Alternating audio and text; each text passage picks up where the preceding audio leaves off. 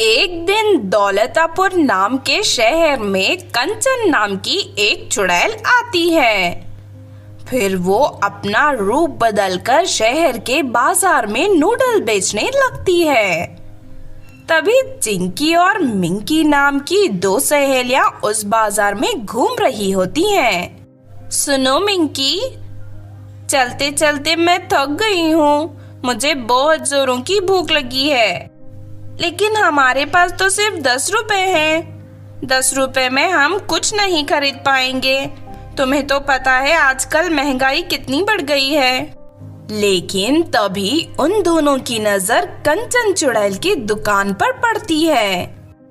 ताजे ताजे गरम गरम नूडल खाओ सिर्फ 10 रुपए में। ये सुनकर दोनों लड़कियां खुश हो जाती हैं। अरे वाह, ये औरत तो कितने सस्ते नूडल बेच रही है, सिर्फ 10 रुपए में। उसके बाद दोनों लड़कियां कंचन चुड़ैल की दुकान पर पहुंचकर उसे नूडल्स खरीद लेते हैं। लेकिन वो नूडल्स खाते ही दोनों लड़कियां नूडल्स में बदल जाती हैं और चुड़ैल उन्हें उठाकर एक बर्तन में बंद कर देती है। उसके बाद चुड़ैल अपने घर चली जाती है और नूडल्स बने उन दोनों लड़कियों के ऊपर जादुई घोल डालकर उन्हें फिर से इंसान बना देती है। अरे नहीं, ये तो एक चुड़ैल है। हाँ, तुमने सही कहा, मैं एक चुड़ैल हूँ और इसी तरह मैं इंसानों को सस्ते नूडल्स का लालच देकर अपने जाल में फंसा लेती हूँ। आज मैं जी भरकर तुम दोनों का मुलायम मांस खाऊंगी। नहीं नहीं चुड़ैल आंटी, प्लीज हमें छोड़ दीजिए, हमने आपका क्या बिगाड़ा है। लेकिन चुड़ैल उन दोनों की एक नहीं सुनती और दोनों लड़कियों को मारकर खा जाती है। इस तरह जब भी कोई इंसान चुड़ैल के यहाँ नूडल्स खाने जाता तो उसके नूडल्स खाते ही वो नूडल्स में बदल जाता। इस तरह चुड़ैल बहुत सारे इंसानों को मारकर खा जाती थी। दूसरी तरफ अचानक इतने सारे लोगों के गायब होने से उस इलाके में रहने वाले सभी लोग घबरा जाते हैं। वो सभी इस बात की शिकायत लेकर पुलिस के पास जाते हैं, लेकिन पुलिस गायब हुए लोगों को पता नहीं लगाती। पता नहीं हमारे शहर में ये सब क्या हो रहा है। कल ही मेरे पड़ोस का एक लड़का शाम को घर से बाहर घूमने निकला था, लेकिन अभी तक लौटकर नहीं आया। तुम ठीक कहते हो। मेरी तो समझ में नहीं आ रहा कि अचानक एक साथ इतने सारे लोग गायब कैसे हो सकते हैं। इस तरह कुछ ही दिन बीत जाते हैं। फिर एक दिन अंजलि नाम की लड़की उस बाजार में घूमने के लिए आती है। अंजलि एक तांत्रिक की बेटी थी, इसीलिए जैसे ही वो चुड़ैल की दुकान के सामने से गुजरती है तो उसे कुछ शक होता है और वो एक कोने में छुपकर कंचन चुड़ैल पर नजर रखने लगती है। थोड़ी देर के बाद एक औरत अपने पति के साथ चुड़ैल से नूडल खरीदकर खाने लगती है और नूडल खाते ही दोनों पति पत्नी नूडल्स में बदल जाते हैं। अरे नहीं, मेरा शक सही निकला, ये एक चुड़ैल है। फिर चुड़ैल नूडल्स बने उन दोनों पति पत्नी को लेकर अपने घर चली जाती है और उन दोनों को फिर से इंसान बना देती है। तुम दोनों दिखने में बहुत सुंदर हो, तुम दोनों का लजीज मांस खाने में मुझे बहुत मजा आएगा। नहीं नहीं चुड़ैल जी, ऐसा मत करिए, अभी अभी हम दोनों की शादी हुई है, प्लीज हमें छोड़ दीजिए। लेकिन चुड़ैल उसकी एक नहीं सुनती और उन दोनों को मारने के लिए अपनी तलवार उठा लेती है। लेकिन तभी वहां अंजलि पहुंच जाती है। अरे तू कौन है और यहाँ तक कैसे आ गई? जब भी कोई मुसीबत में होता है तो मैं उनकी मदद के लिए पहुंच जाती हूँ। देख, तू इन दोनों को आजाद कर दे, वरना मैं तुझे लालटेन बनाकर सड़क के चौराहे पर टांग दूंगी। अभी लगता है तू पागल हो गई है। तू नहीं जानती मैं कितनी खतरनाक चुड़ैल हूँ। ठहर जा, पहले मैं तेरी गर्दन काट कर तुझे खाऊंगी। इतना कहकर कंचन चुड़ैल अंजलि पर हमला कर देती है। अंजलि कंचन चुड़ैल की चोटी पकड़कर उसे पंखे से बांध देती है। अरे नहीं, ये तुमने क्या किया? मुझे नीचे उतारो वरना मैं तुम्हें नहीं छोड़ूंगी। लेकिन तभी अंजलि वहां पड़ी एक मशाल से कंचन चुड़ैल के शरीर पर आग लगा देती है और इस तरह देखते ही देखते कंचन चुड़ैल जलकर मर जाती है। बहुत समय पहले की बात है। भैरवगढ़ नाम के गांव में सपना नाम की एक चुड़ैल रहती थी। सपना चुड़ैल बहुत ही पैसे वाली थी। उसके पास करोड़ों रुपए के हीरे जेवरात थे। लेकिन साथ ही वो बहुत ही अच्छी चुड़ैल थी। वो सभी लोगों की मदद किया करती थी। दूसरी तरफ सभी गांव वाले उसे बहुत पसंद करते थे। फिर एक दिन सपना चुड़ैल रास्ते से जा रही थी कि तभी उसने सड़क के किनारे नैना नाम की लड़की रोते हुए दिखाई देती है। अरे क्या हुआ बेटी, तुम इस तरह क्यों रो रही हो? मेरी सौतीली माँ रोज मुझे घर के सारे काम करवाती है और आज एक जरा सी गलती पर उसने मेरी पिटाई कर दी। मुझे घर से बाहर निकाल दिया है। अब मेरे पास रहने के लिए कोई जगह नहीं है। ये सुनकर सपना चुड़ैल को बहुत बुरा लगता है। तुम चिंता मत करो बेटी, तुम मेरे साथ मेरे घर चलो। सपना चुड़ैल नैना को अपने साथ अपने घर ले जाती है और नैना खुशी खुशी सपना चुड़ैल के घर में रहने लगती है। इस तरह कुछ दिन बीत जाते हैं। फिर एक दिन बिरजू नाम का एक लड़का नैना को सपना चुड़ैल के घर पर देख लेता है। अरे ये लड़की तो उस करोड़पति चुड़ैल के घर पर रह रही है। इस लड़की से दोस्ती करके मुझे बहुत फायदा हो सकता है। अगले दिन बिरजू नैना से दोस्ती करने उसके पास पहुंच जाता है। सुनो नैना, मैं तुम्हें बहुत पसंद करता हूँ और तुमसे दोस्ती करना चाहता हूँ। क्या तुम मेरी दोस्त बनोगी? ये सुनकर नैना खुश हो जाती है और कहती है, तुम पहले इंसान हो जिसने मेरे पास आकर मेरी तरफ दोस्ती का हाथ बढ़ाया है। मैं तुमसे दोस्ती करूंगी। आज से हम दोनों दोस्त हैं। धीरे धीरे नैना और बिरजू रोज मिलना शुरू कर देते हैं। फिर अक्सर नैना बिरजू को सपना चुड़ैल के घर पर ले जाने लगती है। इस तरह बिरजू चुड़ैल के घर की हर जानकारी हासिल कर लेता है और साथ ही उस खजाने वाली तिजोरी का भी पता चल जाता है। फिर एक दिन बिरजू एक तांत्रिक से मिलने जाता है। देखो, मैंने सपना चुड़ैल के घर में रहने वाली नैना नाम की लड़की से दोस्ती करके उसके खजाने वाली तिजोरी का पता लगा लिया है। अब हम लोग आसानी से सपना चुड़ैल के घर में घुसकर उसकी सारी दौलत लूट सकते हैं। हाँ, तो फिर देर किस बात की है, हम कल ही उस चुड़ैल के घर पर चोरी कर लेंगे। लेकिन वो चुड़ैल बहुत ही खतरनाक है, हमें पूरी तैयारी से जाना पड़ेगा।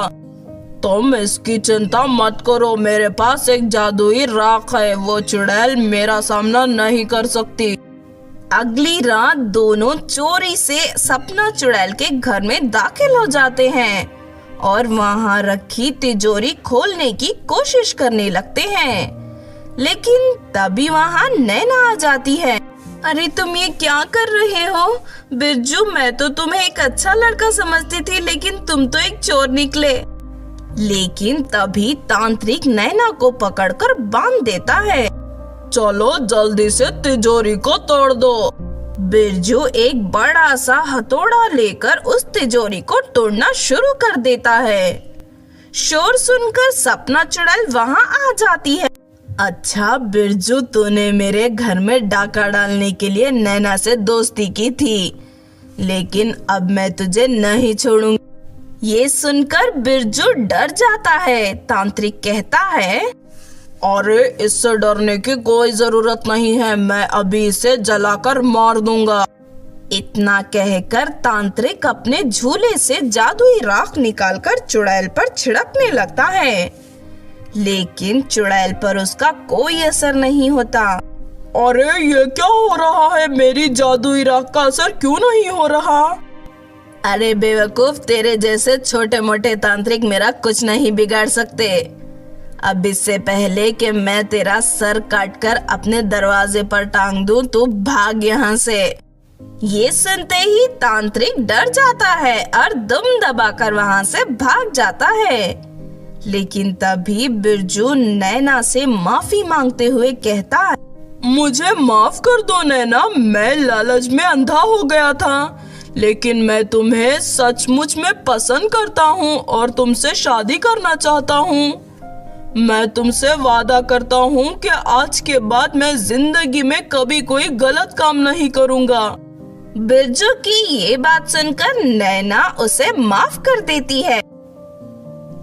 तुम्हें अपनी गलती का एहसास हो गया है, इसीलिए मैं तुम्हें सुधरने का एक मौका देती हूँ। फिर कुछ दिनों के बाद सपना चुड़ैल बिरजू और नैना की शादी करवा देती है और फिर दोनों हंसी खुशी अपनी जिंदगी बिताने लगते हैं। तो आपने देखा दोस्तों करोड़पति चुड़ैल की कहानी। इस कहानी से हमें ये सीख मिलती है कि हमें कभी भी लालच में आकर किसी के साथ विश्वासघात नहीं करना चाहिए। अगर ये कहानी आपको अच्छी लगी हो तो जरूर लाइक करें और हमारे चैनल छोटू टीवी को सब्सक्राइब भी कर लें। और हाँ दोस्तों, हमें कमेंट करके जरूर बताना कि आपको कहानी कैसी लगी। हेलो दोस्तों, आज जो मैं आपको कहानी सुनाने जा रही हूँ ये कहानी है सुपर फास्ट चुड़ैल की। तो चलिए दोस्तों देखते हैं सुपर फास्ट चुड़ैल की कहानी। किसी गांव में सुमन नाम की एक लड़की रहती थी। सुमन शहर की एक कंपनी में नौकरी करती थी, बहुत अच्छे पैसे कमाती थी। सूरज कोई काम नहीं करता था, वो सारा दिन इधर उधर घूमकर बस आवारागर्दी किया करता था, इसीलिए उसके पास बिल्कुल पैसे नहीं रहते थे। एक दिन सूरज सुमन को रोज शहर आते जाते देखता है। ये सुमन तो बहुत पैसे कमाती है, अगर मैं इससे दोस्ती कर लूं तो फिर मुझे पैसों की कभी कमी नहीं होगी। फिर कुछ दिनों के बाद सूरज सुमन से दोस्ती कर लेता है। सुमन को भी सूरज अच्छा लड़का लगता है, इसीलिए वह रोज सूरज से मिलना शुरू कर देती है। धीरे धीरे सूरज कोई ना कोई बहाना बनाकर सुमन से पैसे लेने लगता है। सुमन, मैंने अभी तक अपने घर का किराया नहीं दिया, अगर मैंने वक्त पर किराया नहीं दिया तो मकान मालिक मुझे घर से निकाल देगा। तुम्हें अपने मकान मालिक को कितने पैसे देने हैं? 10,000 रुपए देने हैं सुमन। ठीक है, मैं तुम्हें अभी एटीएम से 10,000 रुपए निकाल कर देती हूँ। सुमन एटीएम से पैसे निकालकर सूरज को देती है। इस तरह धीरे धीरे सूरज सुमन से तरह तरह के बहाने बनाकर बहुत सारे पैसे लेता है। फिर एक दिन सुमन सूरज से शादी की बात करती है। सूरज, मेरे घर वाले मेरी शादी करवाने के पीछे पड़ गए हैं। मुझे लगता है अब हमें शादी कर लेनी चाहिए, वरना मेरे घर वाले मेरी शादी किसी और लड़के से करवा देंगे। अरे नहीं सुमन, मैं अभी तुमसे शादी नहीं कर सकता, अभी तो मेरे पास कोई नौकरी भी नहीं है। इस तरह सूरज बहाना बना लेता है और सुमन से शादी करने से इनकार कर देता है। फिर एक दिन सुमन सूरज को रानी नाम की एक लड़की के साथ घूमते हुए देख लेती है। सुमन समझ जाती है कि सूरज एक धोखेबाज लड़का है। सूरज, मैं तुम पर आंख मूंद करके विश्वास करती थी, लेकिन तुमने मुझे धोखा दिया है। चलो, आज तक तुमने मुझसे जितने पैसे लिए हैं वो सब मुझे वापस करो। ये सुनकर सूरज हंसने लगता है और कहता है, अच्छा हुआ तुझे असलियत का पता चल गया। अब मैं तुझे किडनैप करके तेरे घर वालों से भी ढेर सारे पैसे लूंगा। उसके बाद रानी और सूरज सुमन को किडनैप करके जंगल में बनी एक गुफा में बंद कर देते हैं। सूरज सुमन के घर पर फोन लगाकर उसके पिताजी को धमकी देते हुए कहता है, मैंने तुम्हारी बेटी सुमन को किडनैप कर लिया है। अगर तुम उसकी जान बचाना चाहते हो तो कल तक मुझे 10 लाख रुपए मिल जाने चाहिए, वरना मैं सुमन को जान से मार दूंगा। ये सुनकर सुमन के माता पिता बहुत डर जाते हैं और अपनी बेटी की जान बचाने के लिए सूरज को 10 लाख रुपए दे देते हैं। लेकिन सूरज सुमन को नहीं छोड़ता, बल्कि सारे पैसे लेकर रानी के साथ गांव छोड़कर भाग जाता है। दूसरी तरफ जंगल की गुफा में सुमन मदद के लिए जोर जोर से चिल्लाने लगती है। तभी सुपर फास्ट चुड़ैल अपनी मोटरसाइकिल पर बैठकर वहां से गुजर रही होती है। अरे लगता है कोई लड़की मुसीबत में है, मुझे उसे बचाना होगा। सुपर फास्ट चुड़ैल अपनी मोटरसाइकिल लेकर उस गुफा तक पहुंच जाती है। फिर वो अपने जोरदार मुक्के से गुफा का दरवाजा तोड़कर अंदर चली जाती है और सुमन की सारी रस्सियां खोलकर उसे आजाद कर देती है। उसके बाद चुड़ैल को सूरज और रानी के बारे में सब कुछ बता देती है। तुम चिंता मत करो, मैं अभी उन दोनों को पकड़ कर लाती हूँ। मैं एक सुपर फास्ट चुड़ैल हूँ और मैं हवाई जहाज से भी तेज उड़ सकती हूँ। फिर सुपर फास्ट चुड़ैल लैपटॉप की मदद से सूरज और रानी का पता लगा लेती है। फिर वो तेजी से उड़कर जाती है और अगले ही मिनट के अंदर सूरज और रानी को पकड़कर वहाँ वापस ले आती है। चुड़ैल सूरज के हाथ से पैसों का बैग छीनकर सुमन को देती है। अब मैं तुम दोनों को गरम तेल में तलकर खा जाऊंगी। अरे नहीं नहीं, प्लीज मुझे माफ कर दो, फिर कभी किसी लड़की को धोखा नहीं दूंगा। लेकिन सुपर फास्ट चुड़ैल सूरज की नहीं सुनती और दोनों को ले जाकर चुड़ैलों के जेल में बंद कर देती है। मुझे बचाने के लिए तुम्हारा बहुत बहुत शुक्रिया सुपर फास्ट चुड़ैल। अरे ये तो मेरा फर्ज था, लेकिन दोबारा कभी ऐसे धोखेबाज लड़के से दोस्ती मत करना। हाँ ठीक है, मैं समझ गई सुपर फास्ट चुड़ैल। इस तरह सुमन फिर से हंसी खुशी अपनी जिंदगी बिताने लगती है।